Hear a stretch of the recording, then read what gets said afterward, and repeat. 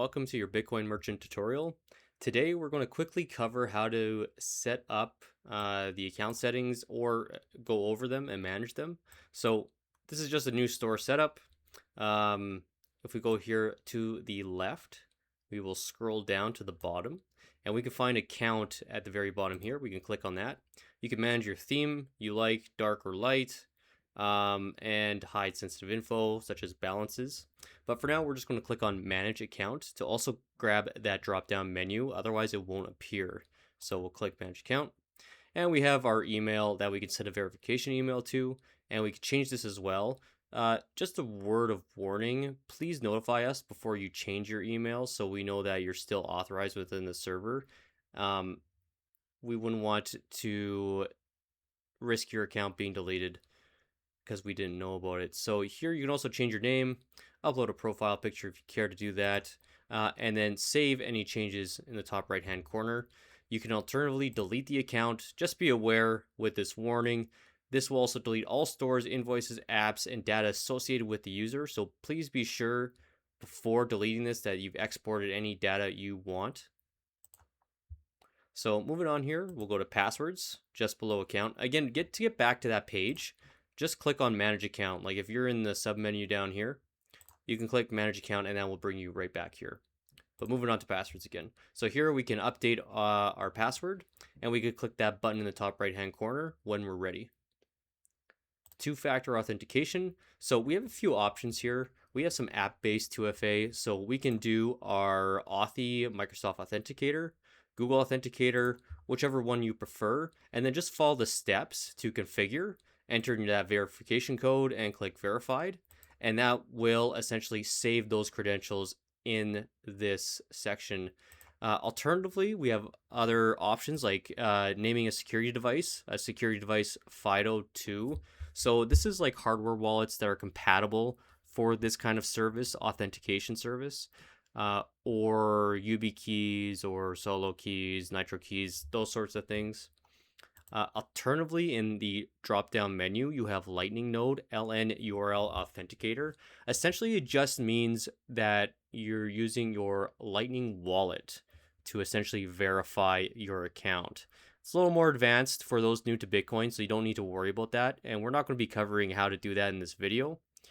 But if you're ever looking for that security upgrade, then contact us and we can go over how you can implement that.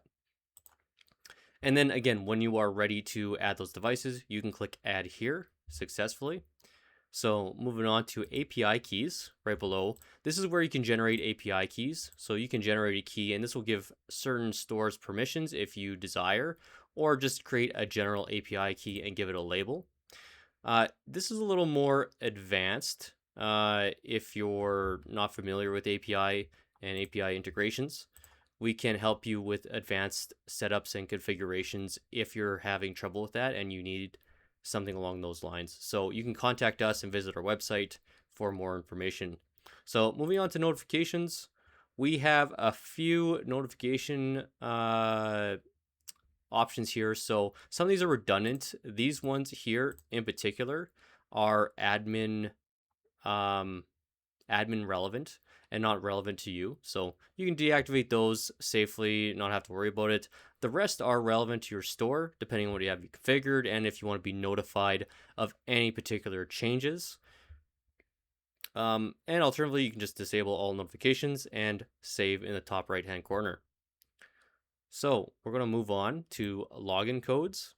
So here is a QR code that you can use with your phone to log in on another device. So if you were at the login page here, for example, this button right here, scan login code with camera, is what you would select. And then you would essentially scan this QR code to log in case you didn't want to input a password on some sort of phone device or whatever kind of Android, iOS device you're looking at. And that will log you in hands-free. So moving on to manage billing. So here we can see that we have our plan and our plan description. We are in trial in this account, what that is per month. when our trial expires, or again, if you weren't in trial, when your plan would expire, and that status. Uh, Here is where we add credit. So again, it's not like credit cards. This is essentially a way of users adding credit to their account to keep on top of it. So we're not going to be pulling Bitcoin out of your wallets in order to keep topping this up. This is something you have to do yourself. So if we add credit, we can proceed to payment if we want to add another $59 for the next month. And we have that right here. Again, ignore this Stripe plugin here. We only take our payments at this point in time in Bitcoin. So please, you can safely ignore this and just use our Lightning invoice. But essentially, this is where you would go to pay. So once you pay that invoice, it would be successful. And then you would come back to, go back here. You come back here and that credit would show up on your credit balance once you added that by paying the invoice. And then just to keep that auto renewal going, it will, if you keep this on, it will automatically pay for it if you have that credit in your account. If you do not, then there'll be a payment reminder, obviously sent in the 3 days before expiration. And if you don't pay it, it will expire. And again, if you have any more questions about this, you can always contact us and we can walk you through the process of adding credit and addressing any issues you may have. And then at the bottom here, we have plan management. So when you initially start, you'll be on the standard plan for the trial. But if you want to upgrade, you can do so here, and this is where you do it. So we have the Pro package, you can upgrade here, or our enterprise plan, and that can be upgraded here. And that's where you would do it in the billing page. And that's essentially all. So that wraps up this section for your account settings. Thank you for watching and keep stacking sats.